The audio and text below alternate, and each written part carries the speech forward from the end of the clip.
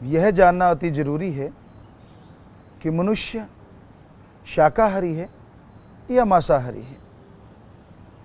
Science के नज़रिए से यह देखने में आता है कि पहले साइंस यह बोला करती थी आदि मानव मांसाहारी होते थे।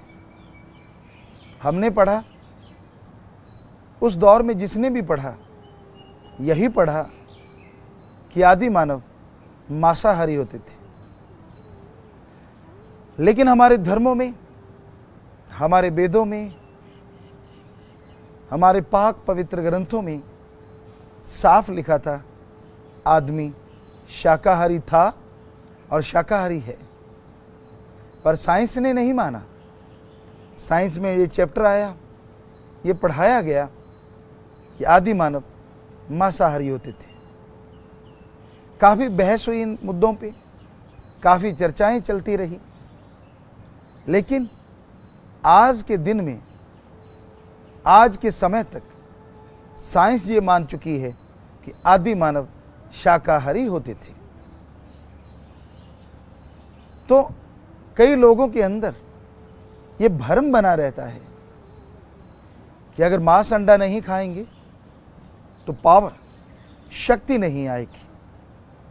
मांस अंडे में शक्ति होती है, ताकत होती है। बहुत से प्लेयरों में भ्रांतियां हैं, खिलाड़ियों में ये आम धारणाएं हैं कि जो मांस अंडा नहीं खाता वो अच्छा प्लेयर नहीं बन सकता। तो ये आपका भ्रम है, ये आपकी भ्रांतियां हैं। मांस अंडे में ही पावर नहीं होती। अगर मांस अंडे में पावर होती तो हाथी बेचारा कमजोर रह जाता, क्योंकि हाथी तो मांस अंडा नहीं खाता।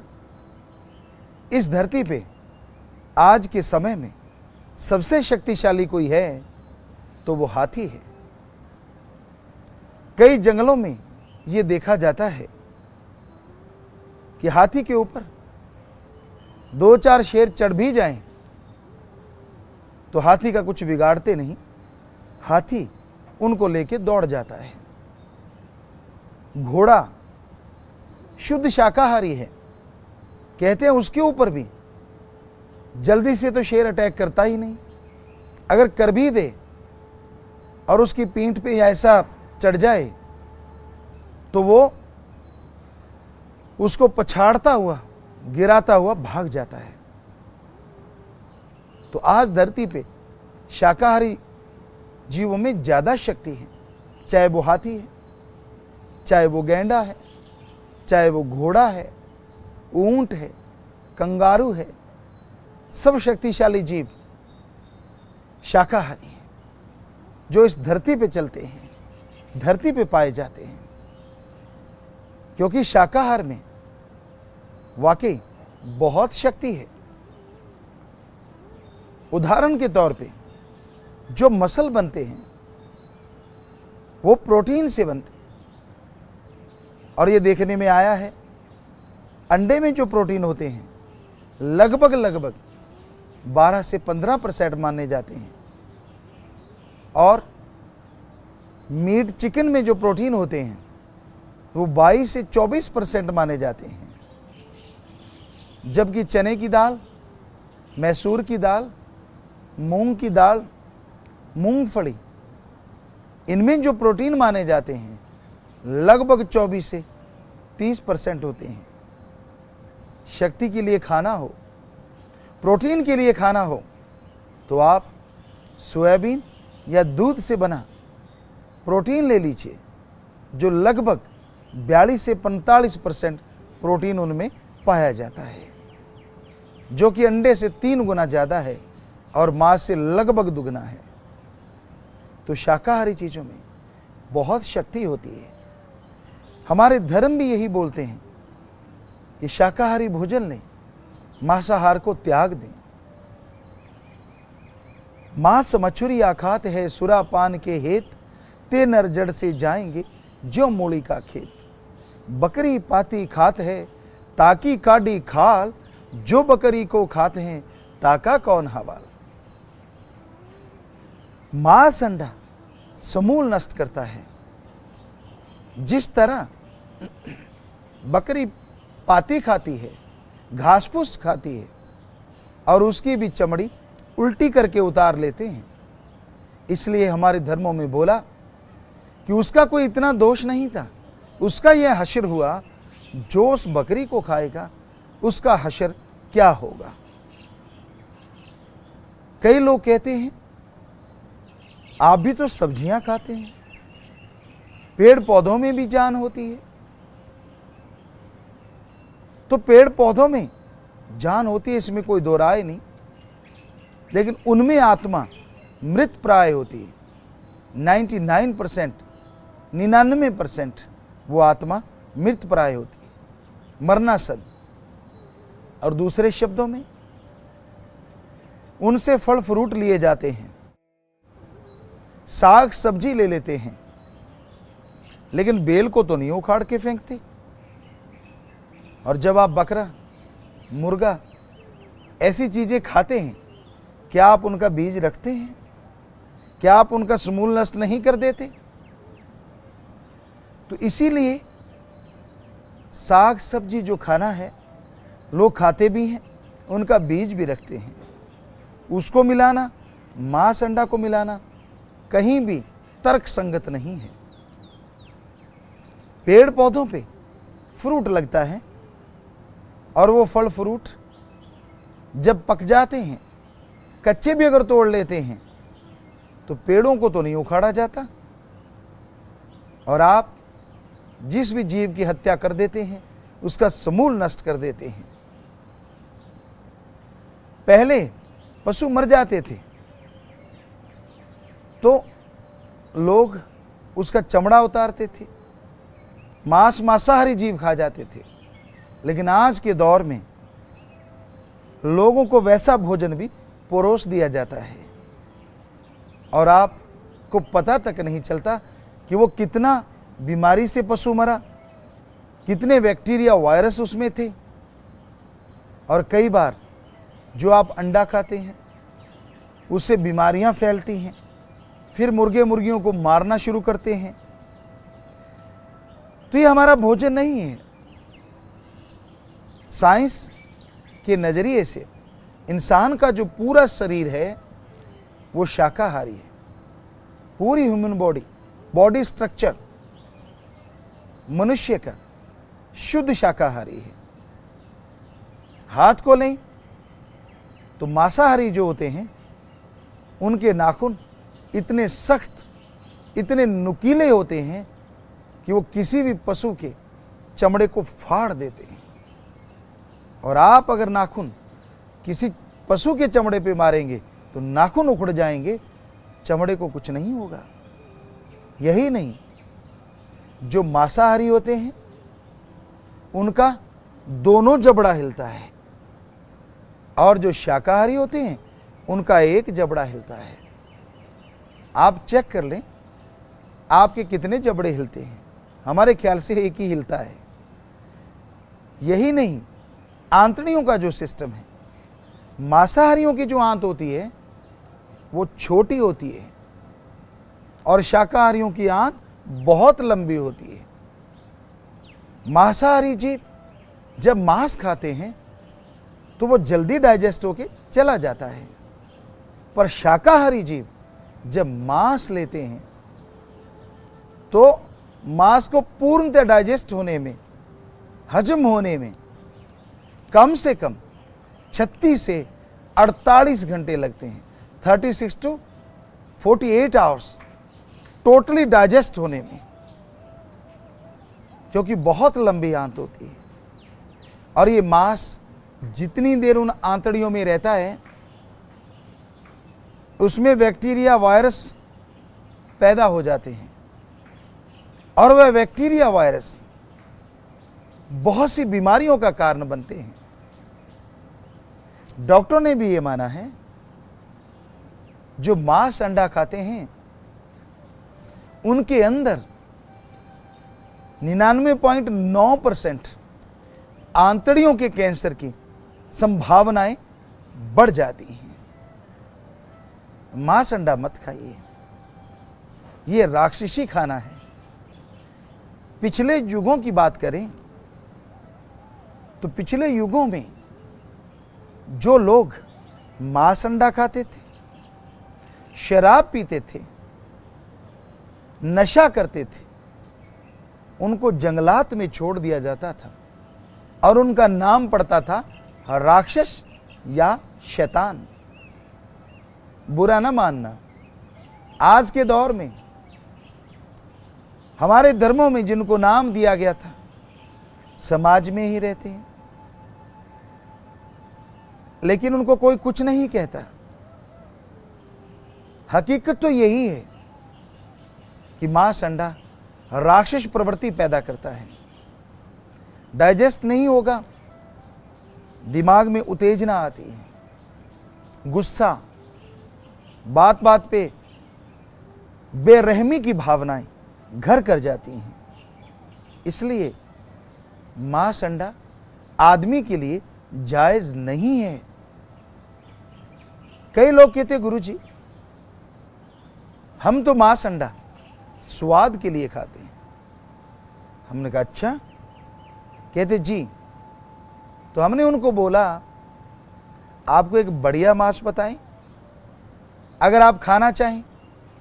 आप जो सुन रहे हैं आपको भी बोल रहे हैं, क्योंकि जो आप मांस लाते हैं हो सकता है कोई कुत्ता एक्सीडेंट में मर जाए और उसी का मांस उठा के काट के आपको दे दिया जाए, ये तो फलां का है।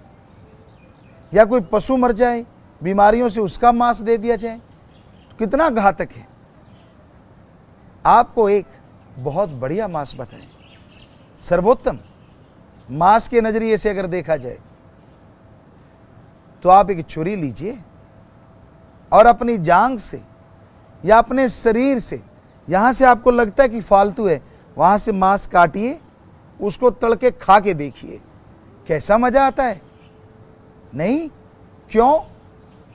कहते हम क्यों काटें, हमारे तो दर्द होगा। तो जिन पे आप छुरियां चलाते हैं, क्या उधर मर्रम पट्टी होती है? क्या उधर दर्द नहीं होता? आपकी औलाद है तो औलाद उन पशुओं की भी होती है।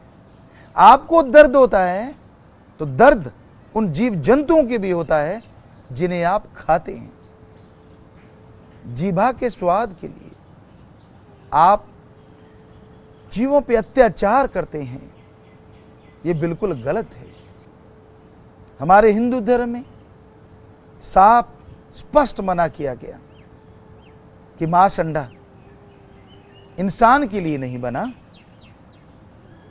बिल्कुल गलत है। इससे राक्षसी भावनाएं बढ़ती हैं। पुराने समय में राक्षस पशुओं को ही नहीं आदमियों को भी खा जाते थे। बुरा ना मानिएगा, आज भी ऐसा समय आ गया है। हमने देखा है कुछ बाहर के मुल्कों में आज भी आदमी को खा रहे हैं। ये अलग बात है, वो सभ्य समाज का हिस्सा है, उनको जंगलों में नहीं छोड़ा गया, उनको राक्षस शैतान नहीं सभ्य इंसान ही कहा जाता है। विदेशों में एक देश है, वहां जब बच्चा मां के गर्भ में होता है तो वहां से उस बच्चे को अबॉर्शन के द्वारा निकाला जाता है और वो रेस्टोरेंट में मां बेचने आती है और उस बच्चे का 60,000 से 80,000 रुपया मिल जाता है। रेस्टोरेंट में उस नन्ही सी जान को, जो 3 महीने का भ्रूण है या 4 महीने का, तो उसको साबुत ही उबाला जाता है या उसके छोटे टुकड़े 4-5 करके उबाला जाता है। उबालने के बाद जैसे अपने टमाटर या और सब्जियों का सूप बनाते हैं, वो भ्रूण का सूप बनाते हैं। आदमी के बच्चे का, मनुष्य के भ्रूण का वो सूप बनाते हैं, फिर प्यालों में डाल के दिया जाता है और किसी प्याले में अंगुलियां होती हैं, किसी प्याले में पैर होते हैं, किसी में दिल और किसी में सिर होता है। लोग चस्का लेके, स्वाद लेके उसे पीते हैं। क्या आप मानेंगे नहीं कि यह राक्षस प्रवृत्ति है? क्या यह सही नहीं कि वो सभ्य समाज का हिस्सा होते हुए भी राक्षस हैं? ऐसा हो रहा है। और एक दूसरा तरीका है, उसी बच्चे को तंदूर में लगा दिया जाता है, और जिस तरह से लोग तंदूरी बैंगन का भुर्ता खाते हैं, साबुत बैंगन बनाए जाते हैं, या लोग मुर्गा खाते हैं, उसी तरह उस नन्हे से बच्चे को, उस भ्रूण को, साबुत को ही प्लेट में रख के परोस दिया जाता है। और इंसान का रूप वहां शैतान का बन जाता है, राक्षसी रूप। लोग उसे काट के खाते हैं, नोच के खाते हैं। यही नहीं, बहुत सी तस्वीरें हैं जिनमें आप देखेंगे किस तरह से उन भ्रूण को पैक किया जा रहा है। उनका खून साफ करते हैं, उनको केमिकल लगाते हैं, कपड़ों की थैलियों में, पाउच में उनको डाला जाता है, फिर एयर टाइट डिब्बों में केमिकल डाल के पैक कर दिया जाता है ताकि वो 6 महीने या कुछ समय तक खराब ना हो। औरतें आती हैं, आदमी आते हैं, ऐसी दुकानों पे उन डिब्बों को लेके जाते हैं, और कई जगहों पे तो आदमी के बच्चे का अचार डाला जाता है। एक राम नाम लेने वाला, अल्लाह वाहिगुरु मालिक को मानने वाला नौजवान हमारे पास आया। कहता, गुरु जी, मैंने आपसे गुरु मंत्र लिया, मैं मांस, अंडा, शराब, नशे, हरामखोरी नहीं करता, लेकिन एक बार विदेशों में बड़े स्टोर पे गया, और उस स्टोर पे मैंने अचार पूछा कि भाई बढ़िया अचार दीजिए, कौन सा बढ़िया अचार है? कहने लगा, वो कहते फिक्र मत कीजिए, हमारे पास बहुत अच्छे अचार हैं, सबसे बढ़िया अचार आपको देते हैं, पहले चेक कर लो। उन्होंने एक डिब्बा ला के दिया, उसे खोल दिया, मैंने चम्मच से उसमें से अचार निकाला। गुरुजी, मैं दंग रह गया, सन रह गया, क्योंकि मेरे उस बड़े चम्मच में इंसान के बच्चे की अंगुलियां आ गई, मेरी रूह कांप गई, मेरा शरीर कांप गया, मेरे हाथ से वो चम्मच छूट गया, मैं दौड़ के गया और उल्टी की, मेरा बदन कांप उठा।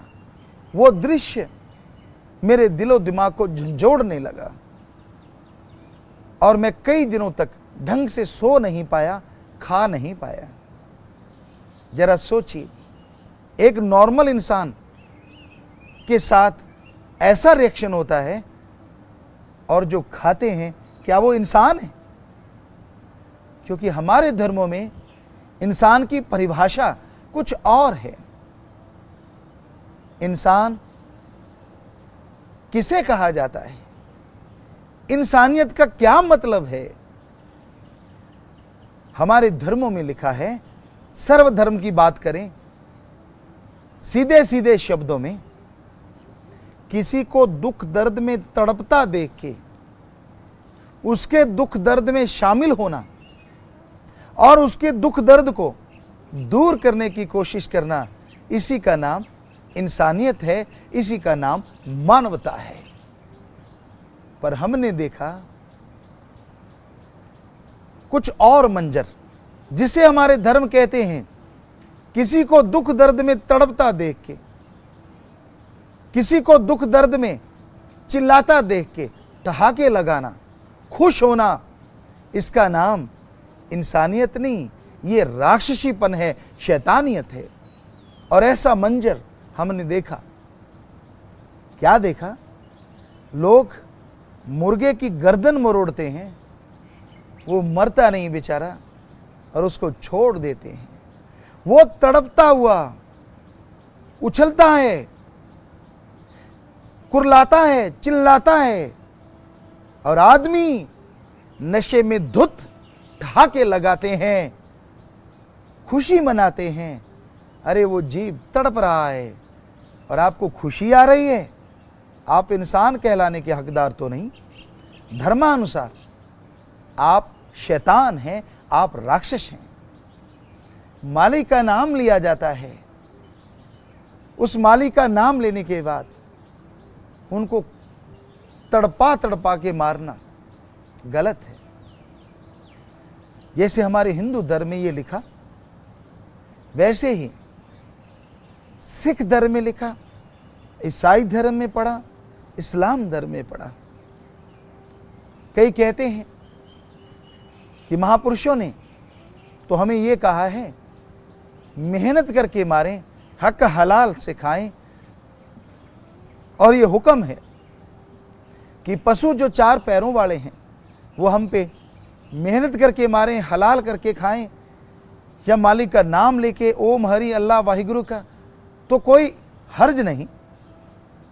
अरे भाई, हलाल मेहनत का मतलब कुछ दूसरा भी निकलता है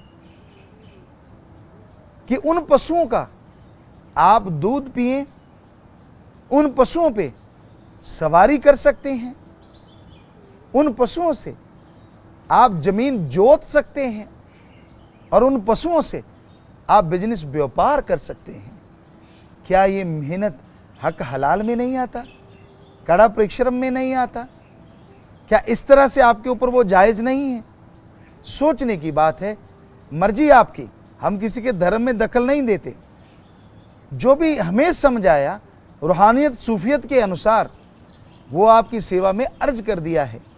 मानना ना मानना वो आपकी मर्जी है।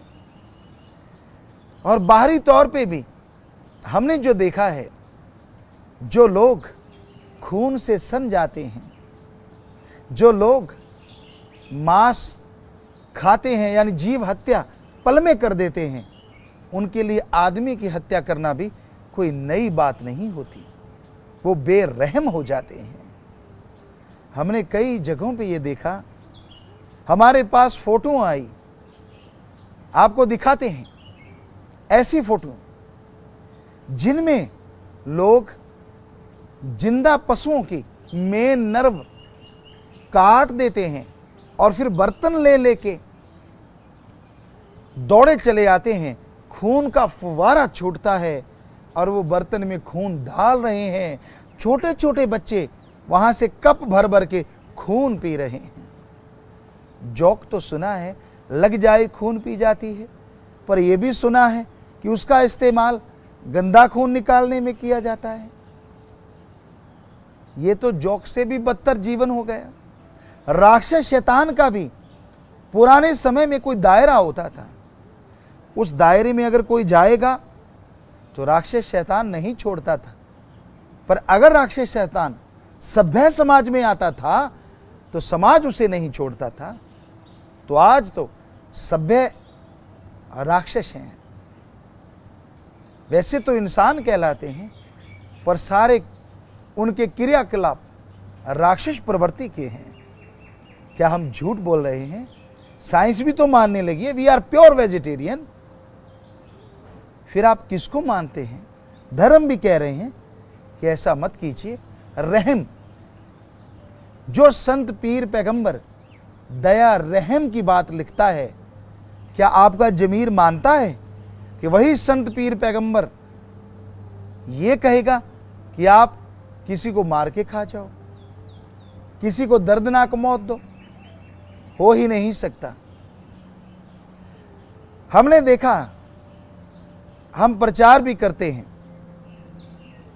कि भाई जीव हत्या ना करो, गौ हत्या ना करो, लेकिन हमारा देश धार्मिक देश कहलाता है और हम धर्म के उन सब बड़े नुमाइंदों से, राजाओं से, महाराजा से हाथ जोड़ के प्रार्थना करते हैं। अरे गांव में, शहरों में हम जैसे फकीर संत रूहानी रोकेंगे जीव हत्या, पर दिल्ली जैसे महानगर में यहां आप सब लोग रहते हैं, ऐसे ऐसे आरे चलते हैं, ऐसे ऐसी तलवारें चलती हैं जो कंप्यूटराइज्ड हैं। गऊओं को चारा डाला जाता है और एक बटन दबाया जाता है और अगले ही पल, यानी शायद 2-4 सेकंड लगते होंगे, सैकड़े गऊओं का सर धड़ से अलग हो जाता है। क्या आप उसे रोकेंगे? अगर आप धर्म को मानते हैं, किसी भी धर्म को, तो ये महापाप होने से बचा दीजिए। हम आपको गारंटी देते हैं, हमारा देश सारे देश का गुरु देश कहलाता था, फिर से गुरु देश बनेगा और सारे समाज को, सारे संसार को बदल के रख देगा। ये हमें आभास होता है और ये सच्चाई है। नमस्कार, सत श्री अकाल, सलामेकम, हाय। तो आज हम बात करने जा रहे हैं विद्यार्थी, स्टूडेंट लाइफ पे। स्टूडेंट को बहुत सारी परेशानियां आती हैं।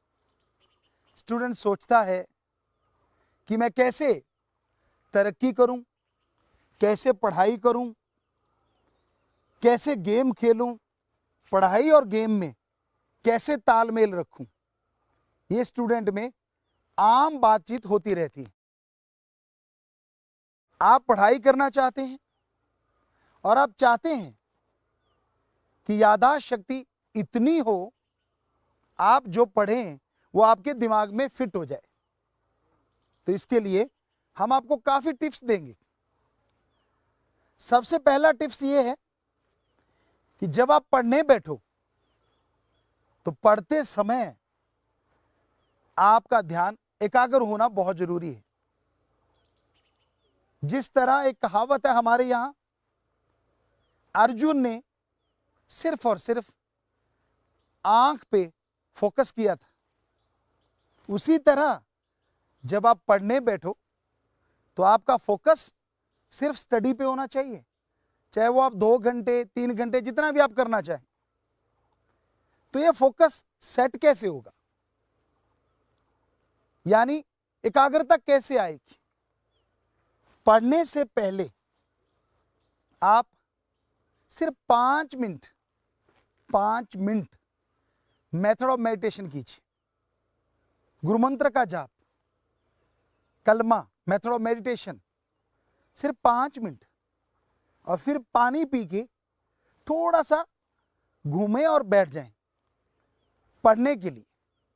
अब जब आप पढ़ने जा रहे हैं तो आप लिख के पढ़ें, या फिर पढ़ते समय एक फार्मूला है आपका या कोई क्वेश्चन है आपका और उसका आंसर है, क्वेश्चन लिख लो, आंसर लिख लो, और फिर अपनी आंखों को पूरा फोकस करो उन पे, आंखें बंद कर लो, दिमाग में सोचो कि वो आपके आगे एक इमेज बनती है या नहीं तो फिर खोलो, फिर उसको देखो, पूरा फोकस करो, फिर आंखें बंद करो, इमेज आई नहीं, फिर खोलो।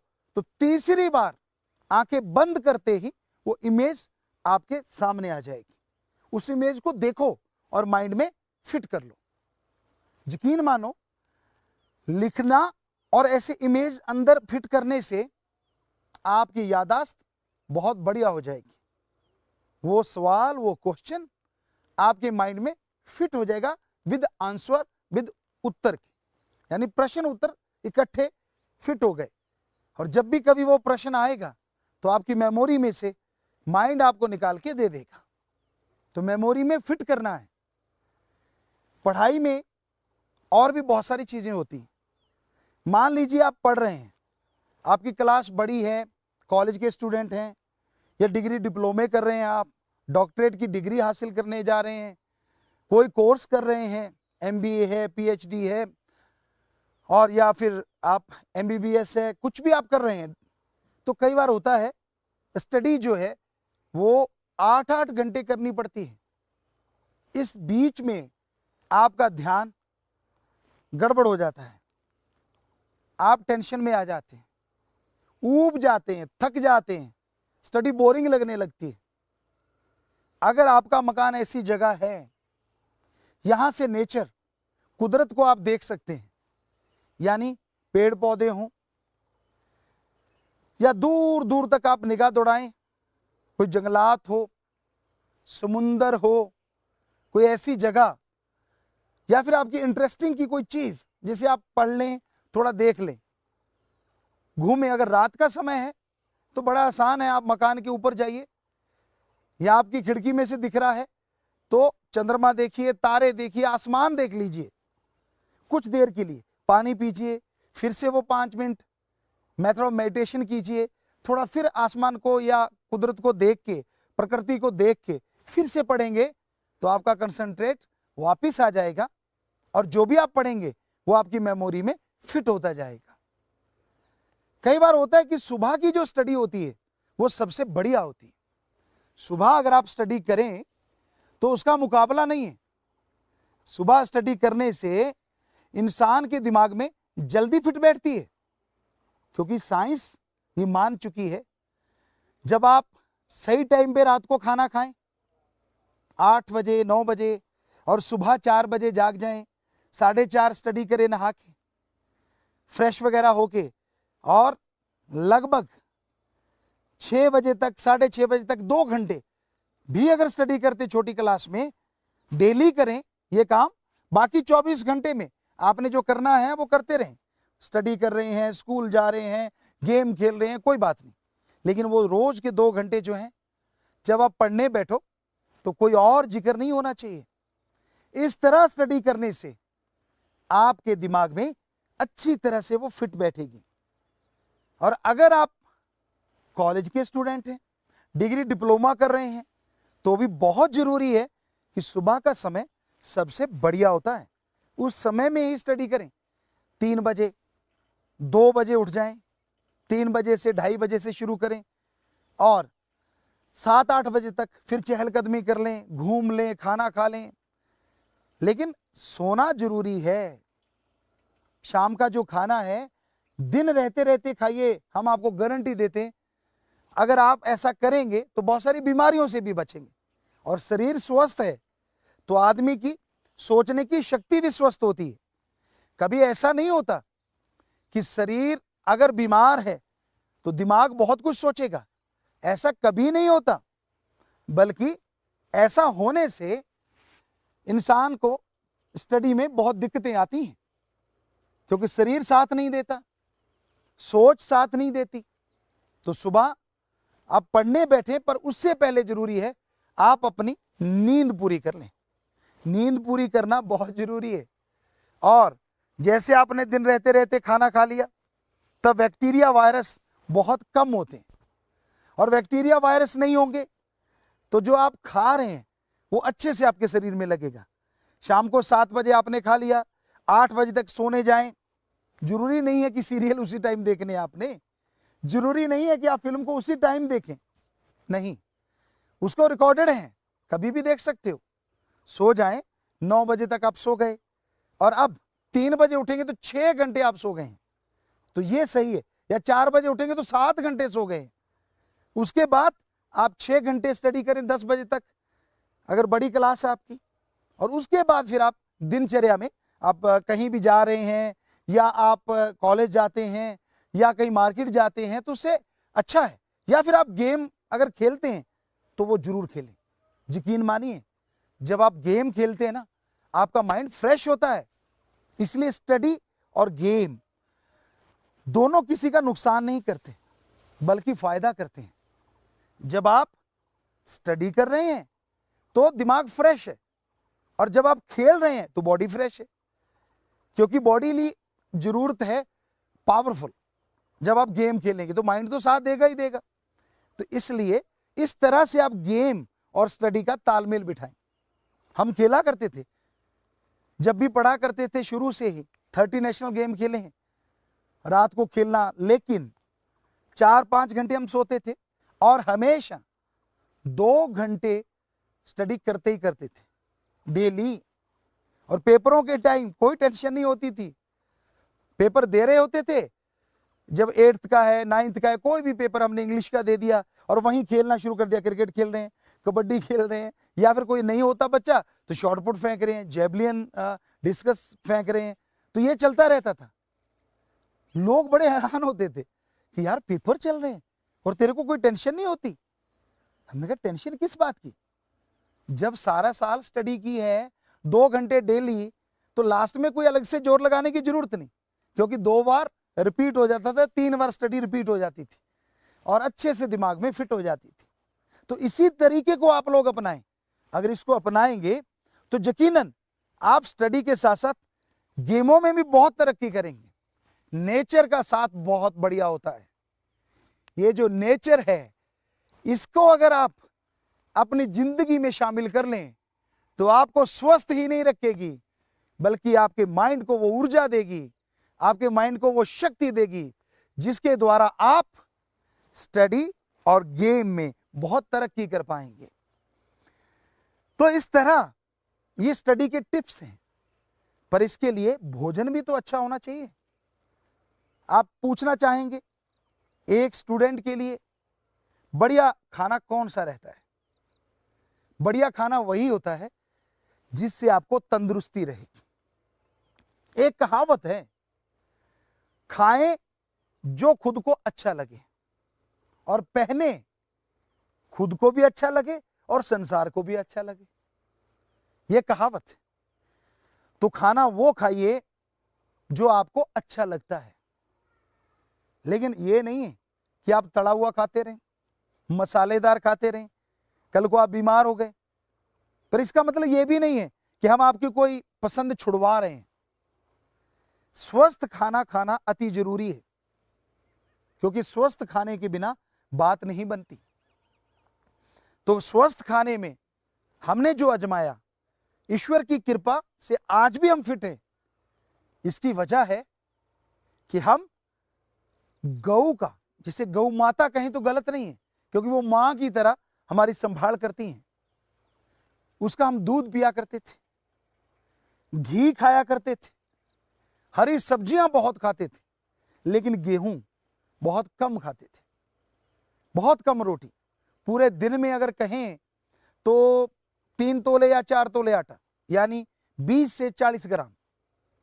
और इतना हार्ड वर्कर होते थे। लेकिन आप शायद यकीन ना करें, हम रोज का 250 ग्राम से लेके 1 किलो घी खा जाते थे। हम नहीं कहते कि आप हमें फॉलो करो इस चीज में, कहीं लूज मोशन ना लग जाए कल को। तो लेकिन ये स्वस्थ खाना है। दूध पीजिए, गर्मी आ गई तो आप थोड़ा ठंडा दूध ले लें, चिल्ड ना पिए, वो किसी काम का नहीं होता। नॉर्मल बॉडी टेम्परेचर जितना होता है उससे थोड़ा कम ले सकते हैं हम। पर आप कहते हैं आइसक्रीम खानी है तो ले सकते हैं, ऐसा कुछ नहीं है। लेकिन घर में बनाई आइसक्रीम जिसमें कोई केमिकल नहीं होता। दूध लीजिए, उसको उबाल लीजिए, थोड़ा फैट आ जाएगा उसमें, थोड़ी मलाई है, उसी को जमा दीजिए, तो यकीन मानिए वो आइसक्रीम बहुत अच्छी होगी। शुगर फ्री या फिर नेचुरल शुगर जो होती है ब्राउन, थोड़ी वो डाल लीजिए, तो आप जो खाएंगे वो बहुत ही बढ़िया रहेगा। तली हुई चीजों के लिए आप दिन रख सकते हैं। आपको समोसा पसंद है, क्योंकि आजकल के बच्चे ऐसे, डोसा पसंद है, चाउमीन पसंद है, जो भी इस तरह की चीजें हैं आप खाना चाहते हैं, तो उसके लिए एक दिन रख लीजिए, हफ्ते में 1 दिन। लेकिन वो किसी जगह पे खाएं। आप खाना मत खाइए तब वो ले लें, ताकि आंतड़ियों को उतना ही जोर लगाना पड़े। हालांकि एक्स्ट्रा लगाना पड़ेगा तली चीजों के लिए, लेकिन आपका स्वाद है, आप इसे छोड़ेंगे नहीं। फिर आप कहेंगे जी हम तो ये नहीं कर सकते, तो हफ्ते में 1 दिन ऐसा कर सकते हैं। सीधी चीनी खाना डेंजर होती है। इससे अच्छा है कि आप कोई फ्रूट ले लें। मैंगो ले सकते हैं, बनाना ले सकते हैं। लेकिन अगर सीधा ही आप रसगुल्ला है, गुलाब जामुन है, या फिर चीनी सीधी, तो वो सेहत के लिए बहुत ही डेंजर होती। ज्यादा चीनी और ज्यादा नमक, ऊपर से आप पढ़ रहे हैं, अचानक बीमार पड़ गए, ज्यादा शक्ति कमजोर हो गई तो भी दिक्कत होगी। पर अगर आपने खाना ही है तो आप उसकी कैलोरीज देखिए कितनी ज्यादा होती है, तो उतना आप खाने में कटौती कर दीजिए। ये नहीं होना चाहिए जैसे हमारे इंडिया में, भारत में होता है कि हम खाना खा लेते पेट भर के मुंह मीठा कर रहे हैं जी, और मुंह मीठा करने के लिए 2 रसगुल्ले खा लिए, कहीं 5-7 रगड़ जाते हो आप। और आपको पता है जितना खाना नहीं खाया होगा उससे ज्यादा कैलोरीज आप इसमें खा गए, और फिर पेट नहीं रहता, गुब्बारा बनता चला जाता। फिर आप कहते ये क्या हो गया, आपने ही तो किया धरा है। ऐसा नहीं करना चाहिए। आप सोचते होंगे कि हमारी तो संस्कृति है, हमारे तो ऐसा शुरू से चला आ रहा है, आदिकाल से चला आ रहा है कि हमारे लोग जब खाना खाते थे बाद में गुड़ लेना, मीठा लेना उनकी आदत थी, और उस आदत को हम क्यों बदलें भला। पर क्या आप जानते हैं वो आदत कैसे थी?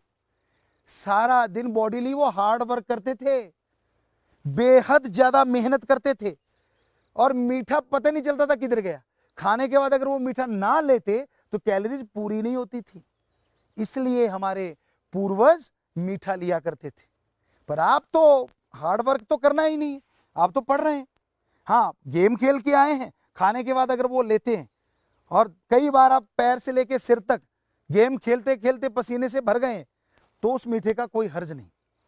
लेकिन मीठा गुड़ के रूप में हो, मीठा आम खा लीजिए, केले ले लीजिए, ये सबसे बेस्ट है सीधी चीनी की बजाय। तो घी शक्कर ले लीजिए, जो हमारी संस्कृति रही है, गजब का होता है उसमें पावर। घी आ गया, शक्कर आ गई। गेम के बाद बूस्ट अप, या फिर केले के साथ शहद ले लीजिए, ये भी देखा गया है, उससे भी बड़ी पावर आती है, थकावट दूर होती है, प्लेयर लिया करते हैं ऐसा। या फिर केले के साथ दूध ले लीजिए, बनाना शेक जिसे कहते हैं, मैंगो शेक ले लीजिए, वो तो आपके पसंद का है। तो उससे क्या होगा, आप जो खेल के आए हैं, आपने जो जोर लगाया है वो भरपाई हो जाएगी, जो आपके स्टडी में भी काम आएगी। क्योंकि थका शरीर, थका मन, थके विचार कभी पार नहीं होते। कहते थका घोड़ा युद्ध में जिताता नहीं, हरा दिया करता है।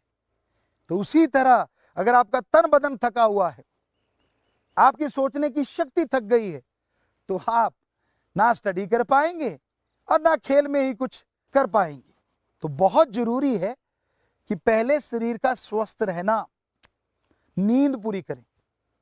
अदरवाइज क्या होता है, आप नींद कम लेते हैं, और कम नींद में जब स्टडी की बात आती है तो जंभाई शुरू हो जाती है, आ कर करके मुंह खोल खोल के आप जंभाई लेते हैं। कई बार आपको यह नहीं पता तो कोई सामने नोटिस कर रहा है, आपका टीचर, लेक्चरर, क्योंकि आप तो अपनी नींद में मस्त हैं। नहीं, ये गलत है। जैसे आपको बोला 4 से 8 घंटे या 7 घंटे नींद बहुत होती। अदरवाइज कहावत है, नींद और छाछ को और लड़ाई को जितना मर्जी बढ़ा लो, सोए रहो, लेटे रहो, नींद आती रहेगी। शरीर कहता है अच्छा बेटा सोना है, और सो ले, और सो ले। निकलेगा क्या, शरीर के मसल अजीबोगरीब हो जाते हैं। आपको लगेगा सब कुछ जिधर निगाह मारोगे अजीबोगरीब दिख रहा है।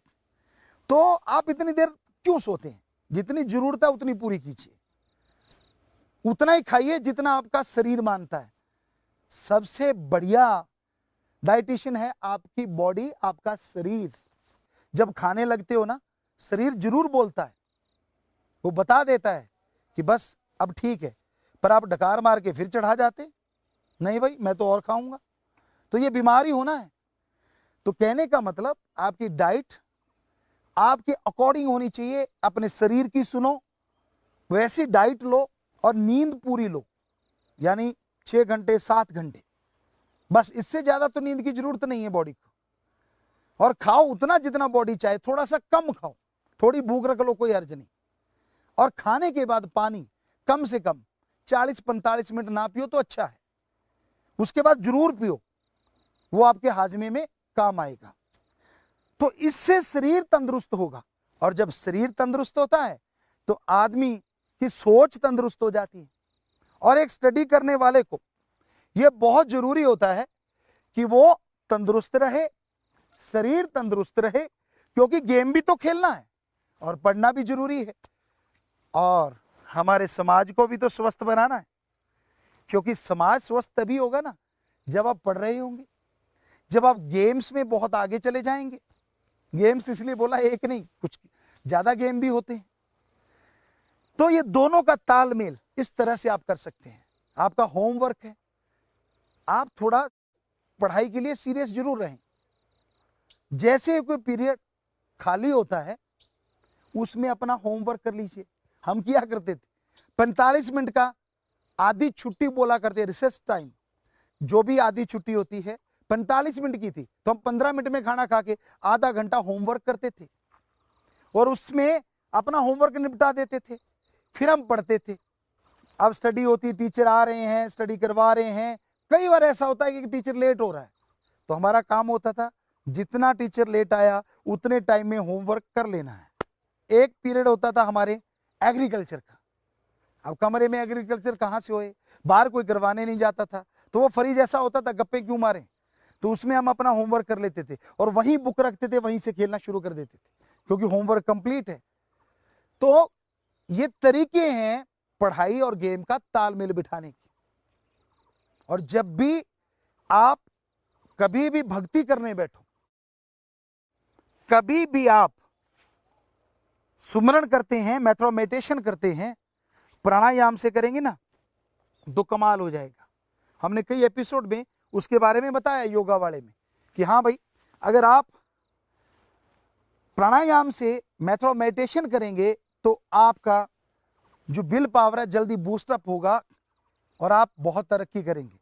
तो इस तरह आप तालमेल बिठाइए बॉडी का, दिमाग का, आत्मा का। जब तालमेल सही बैठ जाता है, आत्मा और शरीर एक साथ हो जाते हैं, तो जिंदगी में आगे बढ़ने से आपको कोई नहीं रोकेगा। थोड़ा सा इसमें आपको जिक्र कर देते हैं, वो जो प्राणायाम के साथ मेथड ऑफ मेडिटेशन करते हैं, उससे आप जब श्वास अंदर खींचते हैं तो फेफड़ों की बजाय माइंड में रखिए उसे, सोच के कि मैंने माइंड में ऑक्सीजन लेके जानी, और भक्ति से वो जल्दी चली जाएगी। फिर तो कहना ही क्या है, अगर डायरेक्ट माइंड को ऑक्सीजन मिल गई फिर तो पूछिए मत, आपको यकीन नहीं आएगा, साइंटिस्ट यकीन नहीं करेंगे, लेकिन ऐसा हम खुद करते हैं, ऑक्सीजन को डायरेक्ट माइंड में ले जाते हैं और एक अलग ही खुशी, मूड बेहद अच्छा हो जाता है, आदमी टेंशन फ्री हो जाता है और एक अंदर से जोश और एक अंदर से शक्ति आती है। तो इस तरह करते करते आप अपनी स्टडी में, अपने गेम्स में तरक्की करेंगे। अगर आप तरक्की करेंगे, हमारा देश तरक्की करेगा।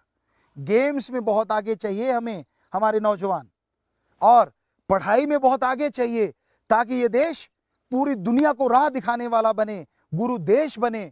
हम ये नहीं कहते कि देश गुरु देश बने, इसके लिए हम कोई अंदर से ईगो या ऐसा कुछ नहीं, क्योंकि हमारा देश पहले भी गुरु देश बना है और ये गुरु देश बनेगा, पूरी दुनिया में सुख शांति आएगी और ईश्वर की सारी सृष्टि खुश हो जाएगी। यही हर इंसान को चाहिए और इसी से पूरे समाज में खुशियां आती हैं।